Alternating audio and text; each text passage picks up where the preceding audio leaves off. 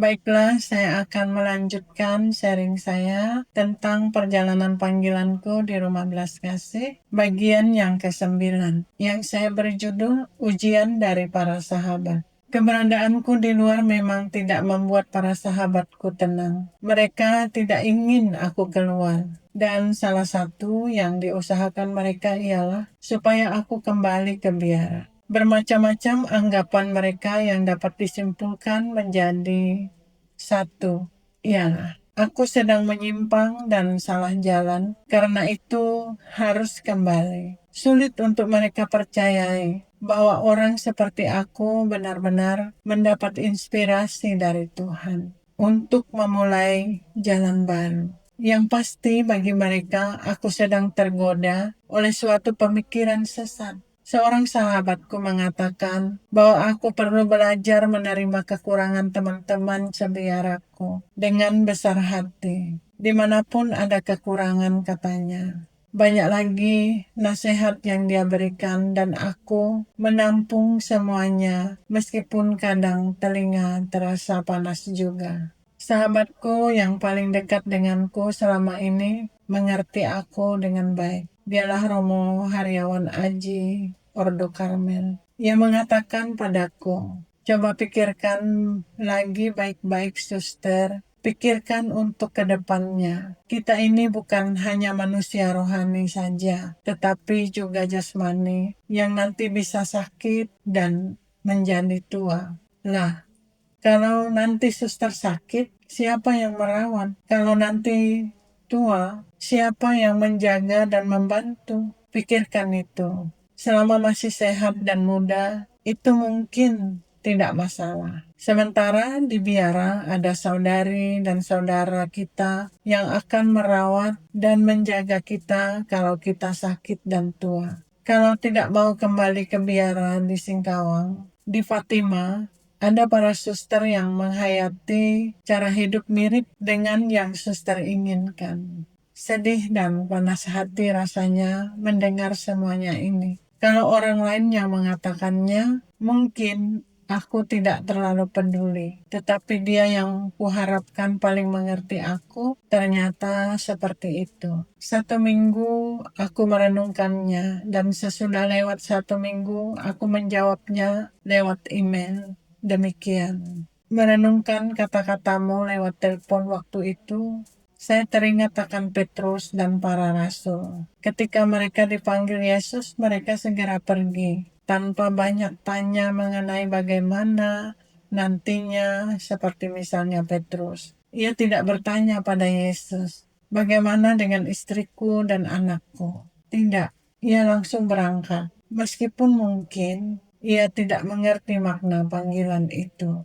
Belajar dari mereka, saya pun ingin demikian juga. Saya tidak ingin mempersoalkan bagaimana nanti kalau saya sakit atau tua. Saya ingin mengikuti dia apapun resikonya. Rasanya egois sekali kalau saya mau kembali ke biara demi mendapat perawatan di kala sakit dan penjagaan di masa tua. Tidak, bukan karena itu saya harus kembali. Saya akan kembali kalau memang aku menjadi yakin Tuhan Yesus menghendakinya, atau pimpinan biara mengatakan bahwa saya harus kembali, dan saya akan segera kembali. Demikian kira-kira yang kutuliskan. Mungkin masih ada lagi, aku tidak ingat. Aku memang bertekad untuk mengikuti apa yang sampai sekarang aku yakin sebagai kehendak Tuhan dengan sepenuh hati. Bagiku, merupakan suatu kebahagiaan tersendiri bila karena mengikuti kehendak Tuhan, aku terlantar. Bahkan kalaupun karena itu aku akan dibiarkan di pinggir jalan dengan borok-borok yang dijilat anjing, tanpa ada seorang pun yang mempedulikan aku. Kalau semuanya itu karena aku mengikuti Yesus, alangkah bahagianya. Kalau semuanya itu karena aku mengikuti Yesus, alangkah bahagianya. Apalagi Bapak Rohaniku selalu mengingatkan tentang pelajaran kegembiraan sejati yang diajarkan oleh Santo Fransiskus Assisi. Apakah aku sombong? Aku tidak tahu. Yang jelas aku memang ingin mengikuti Yesus sampai tetes darah yang terakhir.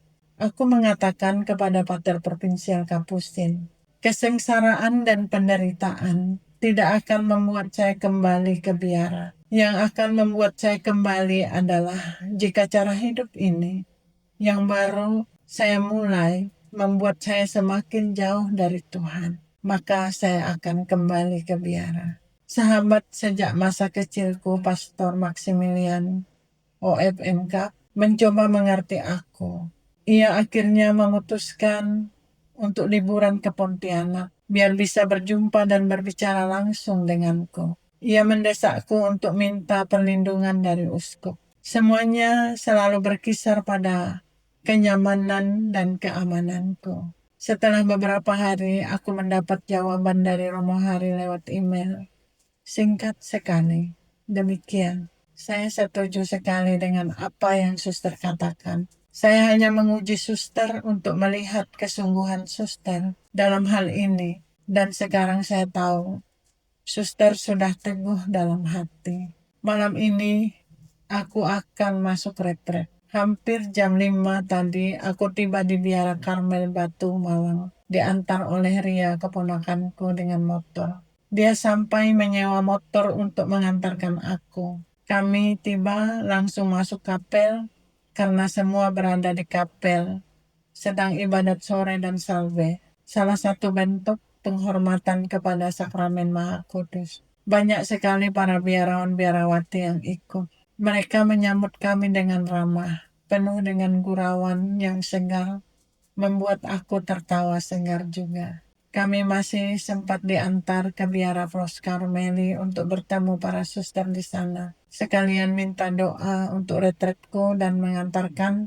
sedikit oleh-oleh untuk mereka. Para suster mendengar aku agak batuk-batuk, menyediakan minuman jahe dan batukku sembuh. Sebelum masuk retret ini, aku ingin melanjutkan kisahku sambil memohon doa bagi Sabaye.